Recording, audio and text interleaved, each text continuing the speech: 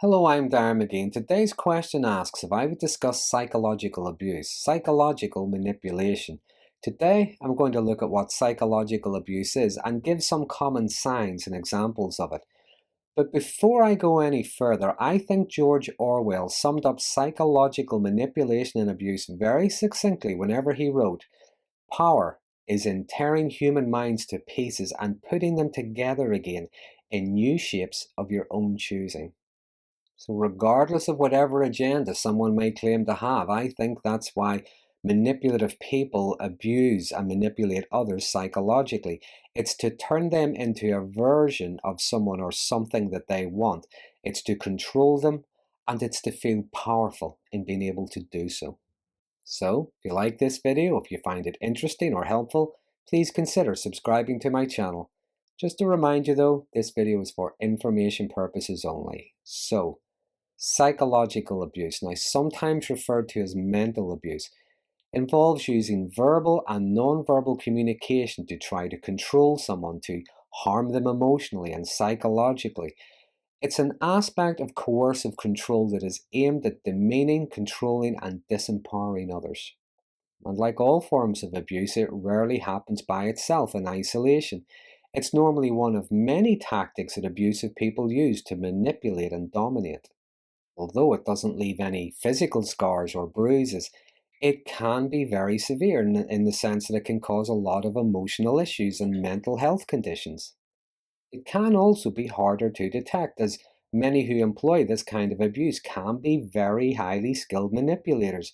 And if someone were to mention just maybe one incident in isolation, they may sound as if they're overreacting. But it often takes place regularly alongside other forms of abuse, and it gradually gets worse over time. And it can take place in many kinds of relationships. It can happen in romantic relationships, families, communities, workplaces even. Many extremists employ psychological abuse and manipulation tactics to further their causes, to further their agenda, by manipulating others for support and for terrorizing and discrediting those they see as adversaries. For the sake of this video, I'm just going to refer to the abuser and their target. So some of the common forms of psychological abuse would include, first of all, ridicule and humiliation. Now, this could involve perhaps deliberately getting someone's name wrong no matter how many times they're corrected. It could be giving someone an unkind nickname that they don't want. It can even escalate to name calling and insults. It can be making fun of their target's efforts, belittling their achievements, discrediting anything they say or think, pointing out every fault, whether real or imagined, making fun of their jobs, their level of intelligence, or whatever beliefs they may hold. Secondly, there are unreasonable demands. Now, the abuser may demand a perfection from their target that could never be reached, in fact, probably doesn't even exist.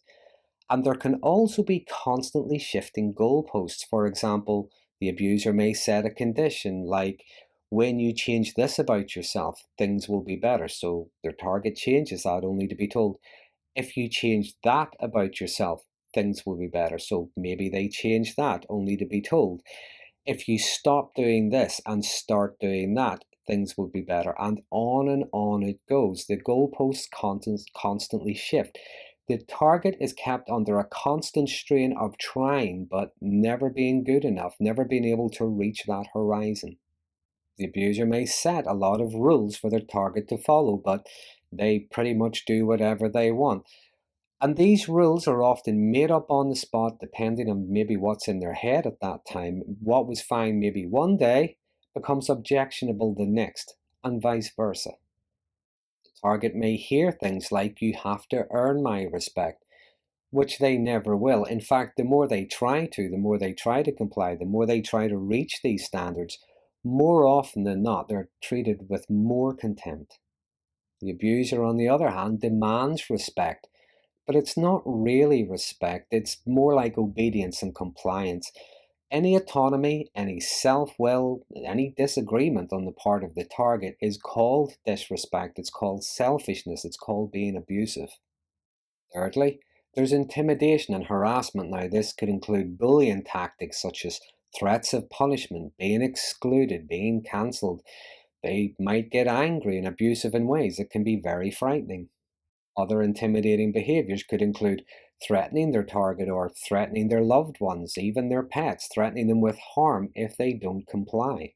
Some abusers even threaten to harm themselves or imply that others will harm themselves if they don't behave differently. This is aimed at controlling their target's behaviors. The target is led to believe they are responsible not only for the abuse, but responsible for other people's safety as well. There can even be threats of police or legal action or threats to contact someone's employers for reasons that are quite often just made up just to keep their target in line. There could be threats to withhold resources, withhold information, support, or threats of abandonment, and it's all aimed at keeping their target in a state of hypervigilant subservience. Next, there's treating their target like they're an infant or some kind of inept fool. Now, they may talk to them in a school teacher tone of voice or a sergeant major tone of voice or speak to them slowly and loudly as if they can't grasp even simple concepts. There can be making decisions on their target's behalf without consulting them, such as maybe volunteering them to do something for someone else and making it very difficult for them to say no. They may decide what the target will wear, when and what they're going to eat, and how much money they are allowed to have. There can be demanding passwords to social media, access to private messages, bank accounts, constantly checking up on their target, demanding to know where they are at all times, expect them to drop everything, answer texts and phone calls no matter where they are or what they're doing. There can be different reasons for this, such as claiming their victims are not capable of looking after themselves, so it's for their own good. The abuser might claim their own anxiety goes through the roof if they don't know where the target is or what they're doing. More commonly, though, it's usually due to accusations of cheating and being deceptive. Like the target is up to no good. Now, the abuser does not have to prove any guilt, but the target has to continually prove their innocence. This could also involve isolating their targets from other friends and other family members, showing disapproval of any kind of social interaction with others. In some cases, even insist their target quits work completely because they either can't be trusted or where they're working is a bad place. Next, there is treating their target as if they are just a drain on time, a drain on energy and resources. They are a waste of time. Everything they do, everything they want or need is just a waste and it's pointless. It's selfish or it's a stupid idea. This would also involve minimizing their target's thoughts, feelings, experiences. And it might sound like things like, it wasn't as bad as that, you're exaggerating, I have it worse than you do, stop whining, you're crazy, and on and on. Number six, there is what's commonly referred to as gaslighting. And this is much more than just lying. This is aimed at confusing and disorientating their target. This is rewriting the target's sense of reality, their sense of themselves, and a way to keep them constantly second guessing themselves. There are many ways in which this can happen. For example, the abuser picking holes in everything that their target says, interrogating them down to the finest detail, finding flaw with everything. It could be the retelling of a story, but only focusing on one minor or relevant aspect of it. Rewriting history, rewriting a narrative, and accusations of things that never happened while denying the things that really did happen. And some manipulators are so good at gaslighting, they can convince their targets and indeed others that the abuse is their fault, or that it isn't abuse. It is in their own best interest, it's for the greater good. And to paraphrase Dostoevsky, the best way to keep a prisoner from escaping is to make sure they never know they are in prison. And after a while, the target is maybe questioning the validity of their own experiences, their thoughts, and their feelings. Next is what I would describe as mind reading. Now, some psychological abusers behave as if they are psychic. For example, I know what you're thinking. I knew you would say that. I know what your motives are. You did that deliberately, and so on. Again, they do not have to prove anything. It's the target that has to prove them wrong. They have to prove their innocence, which they never will. And more often than not, many people in that situation either end up apologizing for a quiet life or try to appease their abuser somehow.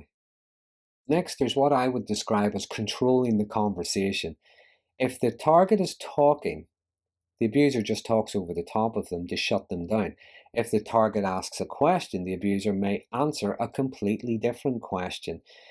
Sometimes they might not even answer at all. They don't even acknowledge that that person has just spoken.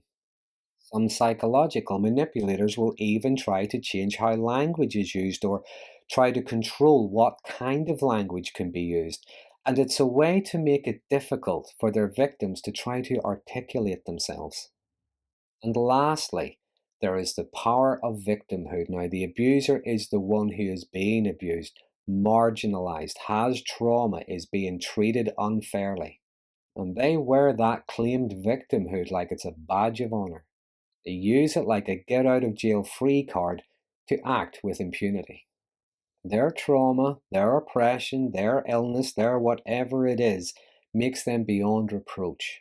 It's their targets and everybody else who are the villains. They shame their target into complying so that they won't be seen as the unfair aggressor.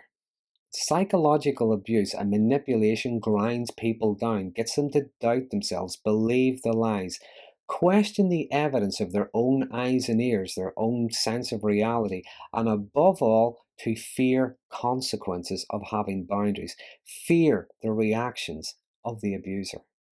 And the long term effects of being psychologically abused can include, among other things, insomnia, loss of or increased appetite, hypersensitivity, angry outbursts, depression and anxiety, and complex trauma. So, if you are or have been in a relationship or a situation like this where you have been psychologically abused, I would invite you to think about speaking to someone like maybe a mental health professional to help in your recovery. I'm going to add the links to some organizations in the description of this video that might be able to help. So that's just a brief example of some of the signs of psychological abuse and manipulation. As always, if there's anything I haven't added, anything I've missed, please feel free to use the comment box below. There are some interesting conversations started around these videos. And until next time, thanks for watching.